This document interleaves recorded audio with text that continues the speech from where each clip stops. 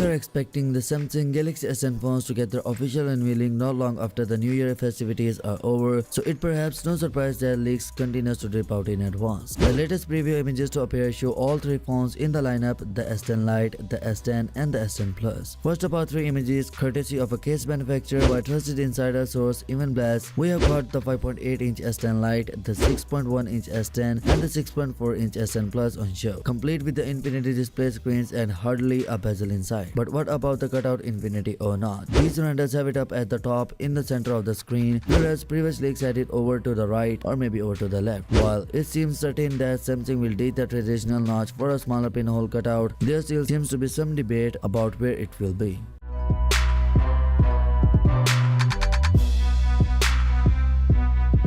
Next we have sneak preview shots of the Samsung Galaxy S10 Lite thanks to another prolific Twitter leaker, Ice Universe. This time we can see the back and sizes of the camera, complete with a dual lens rear camera and a fingerprint scanner on the side. That's another unknown, just where Samsung might choose to put the fingerprint scanner on the Galaxy S10 phones. With the likes of Huawei and OnePlus now selling handsets with in-screen fingerprint sensors, Samsung won't want to fall behind, and that makes us think the Galaxy S10 and S10 Plus will have these sensors in the display, not the S10 Lite though. On this evidence, no doubt we have got plenty more in the way of leaks, rumors and idle speculations to look forward to between now and the end of Feb. Samsung is being tipped to launch the Samsung Galaxy S10 phone family at the MWC Industry Expo in Barcelona. So yeah guys, that's it for today. What's your thoughts on this? Let me know your thoughts in the comment section below, and yeah, peace out.